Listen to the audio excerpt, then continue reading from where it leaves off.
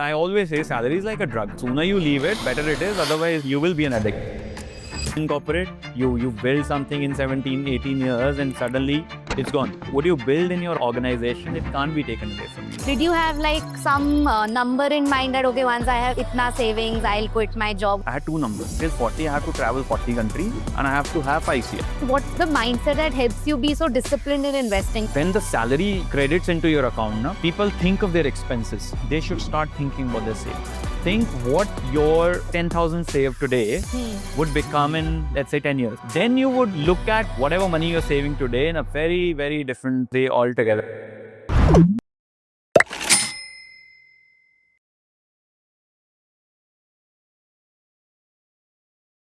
Hi Navdeep, welcome to Power Up. I think let's jump right into it. You come from a business family that has more than 100 years of legacy, yet you chose to do an MBA, pursue a corporate career. Tell us more on that. What motivated you to do that? And tell us more on your early career. Of course, I had a legacy that I had to take it forward, and it is going forward. However, I wanted to go back to that business only. But my family only wanted me to go into professional learning of management and bring back my experience into that organization that my father, before that, his father was running. I graduated, I did my BCom from Jalandhar only. Which year? That was 2004 to 2007. Okay. And then straight up, I got into MBA. Started working from 2010 early January. In fact, my course would have ended in June, but I got an opportunity to start early. In January only, I got a pre-placement offer. Okay. After that, got into another company. So I got good opportunities there, and I left that company after completing 10 years with them. So that's my corporate life. And then I started my own thing just 6 months prior to COVID hit us. And how did your salary progress in this 11 years of corporate career? So I started with 22. In a year's time, I was at 26, 27 when I jumped to the next one. 26,000. 26,000 a month. So let's say it was around 3.25. Okay. There weren't too many deductions at that time.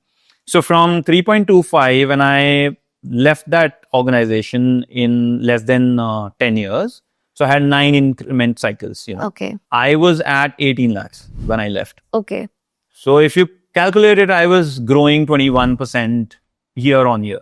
So that's how the salary progression happened. So when you took that plunge, did you have like some number in mind that, okay, once I have itna savings, I'll quit my job? What was your mindset like? Till 40, I had two numbers. Till 40, I have to travel 40 countries Okay. and I have to have 5 CR. Oh, okay.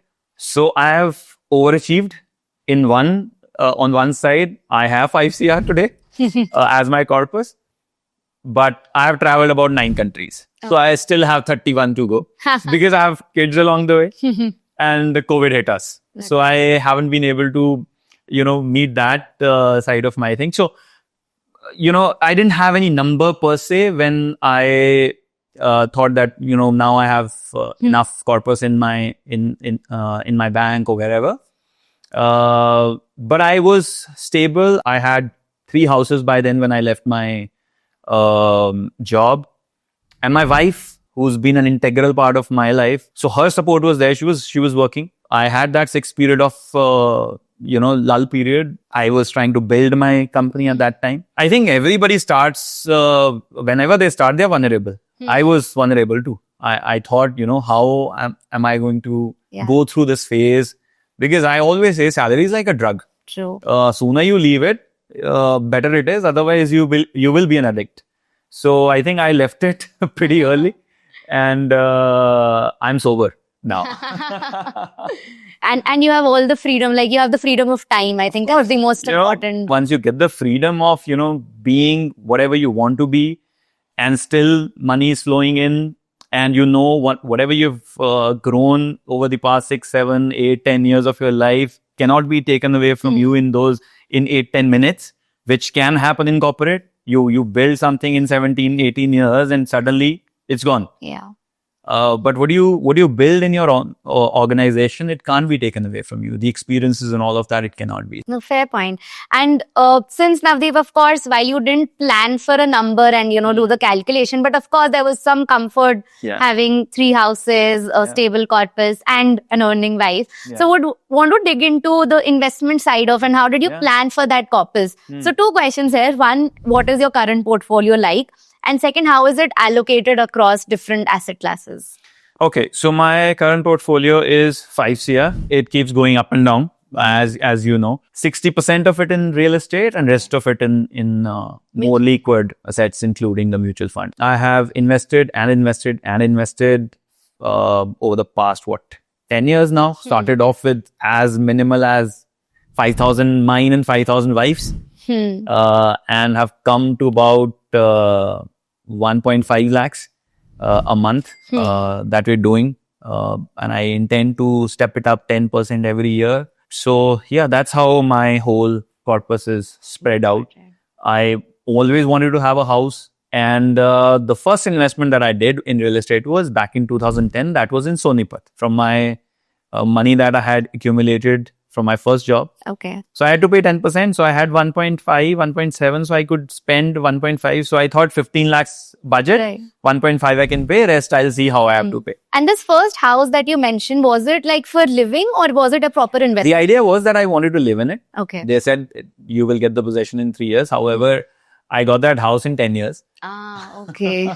And because that house took 10 years, I had to pay then kind of 1.5 lakhs every year. Okay. For 9 years.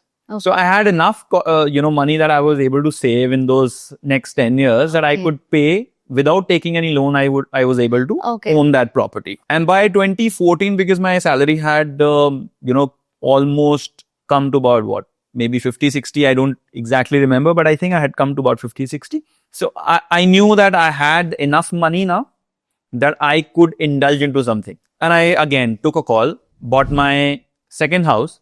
I got something in Noida. Okay. So I went, explored a little, paid, invested. I got that house in 3 years. So for that, I had to take my first loan. So for initial 2-3 years, I had to support my loan. And I was paying only that much amount that I could. And when wife came into the picture, we started paying a little more. When rent came into the picture, we started paying a little more. When salaries grew, we started paying even more. And that's how we were able to finish it off in 6 years. Then we got into this habit. Whatever amount we are putting, we're at least putting that amount on 9% or 10% interest because bank was charging us that. Correct. So if you get into that habit that you don't have to put that in FD or anything. Yeah. Try and save those 9-10% that you're paying to the bank. And that time loans were also about 10.5 or something. So, I had this mindset that let's finish this off. And then once we are loan free or debt free and we have a house, then we have 2 houses. We can sell both of them and buy a house in Gurgaon easily. Then, we grew exponentially, both of us, and we had disposable income with us. We had started mutual fund, but not in a very huge way. We were investing approximately 20,000 or so put together, I think in year 2017, I'm talking about. And that's when, we decided that now we have, a little bit of money. Let's start exploring things in Gurgaon. Then we decided that let's not sell what we have. Let's leverage our positions as employees. We can get a loan. The house cost was about 80.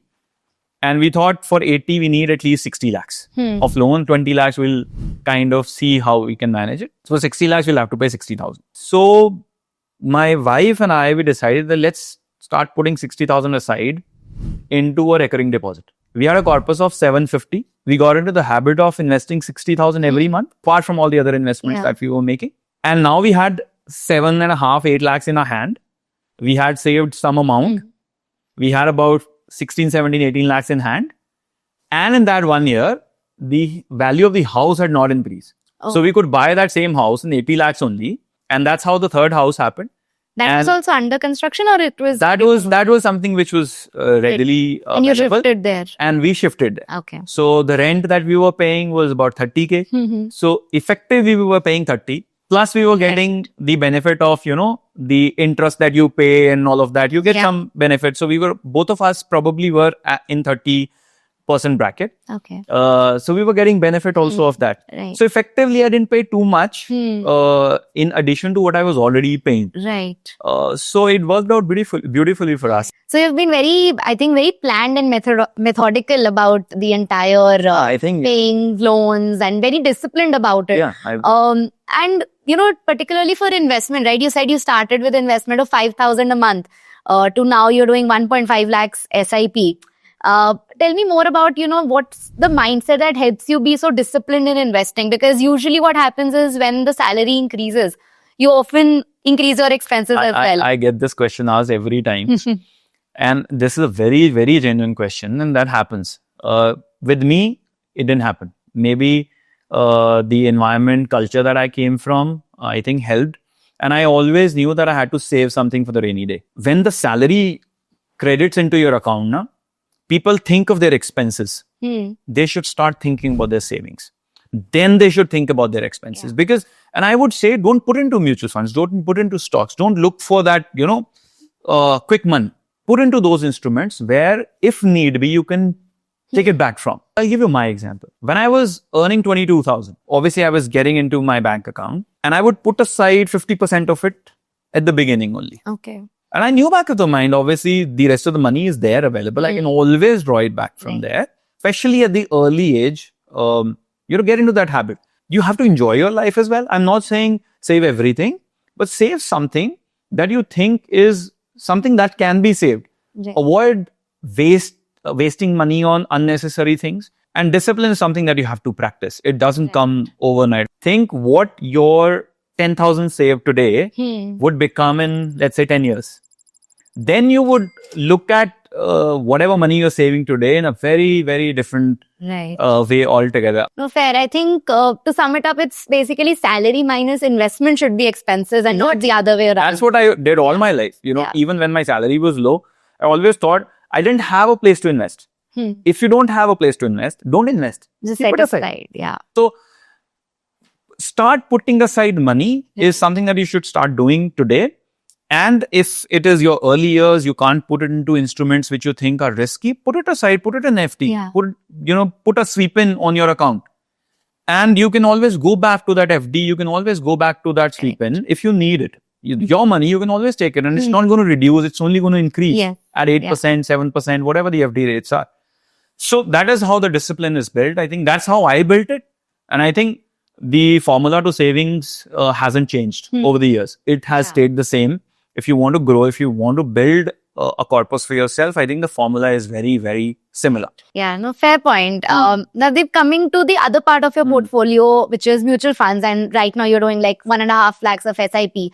Would love to understand what's your framework to select mutual funds, because there are tons out there. So how did you select? And you also came into mutual funds little late, so you would have the complete understanding of the market. I have been into mutual funds for a decade now. Initially, when I started putting into mutual fund, it was for tax saving. Me and my wife started 5K in the same scheme. And then a couple of years later, when I saw the returns and all, I was like, okay, I'm saving. So I don't think I have to now put into tax saving mutual funds, because I'm already paying the home loan and, there I'm saying I'm able to save my taxes. So I got an advice that you should probably invest into more equity oriented mutual funds. For 3 years, I was getting no returns on the second mutual fund that I had invested in. In the first one, because by then it was almost 5 years, so I had started seeing some returns. So I was not panicking. I was like, okay, that one took like 4 or 5 years to start giving me some decent returns. This one also will take some time. And eventually now I look back at those two mutual funds are actually like 25-30% of my mutual fund portfolio. Okay. Because again, it's the compounding that is at work. Yeah. 5,000, 10,000 put 10 years back has been compounding over 10 years now. And it will stay on for another 10 years. It will compound exponentially. And I'll see that, something which I had done in naivety, I had no idea what I was getting into, is suddenly going to be one of my major investments in the portfolio. I started consulting, I started doing my own study as well. And then I got to know about mid cap, small cap, large cap. But I knew I never wanted to get into stocks because I was into active job and I didn't want to invest time into that. My priority was very, very clear. I wanted to be debt free.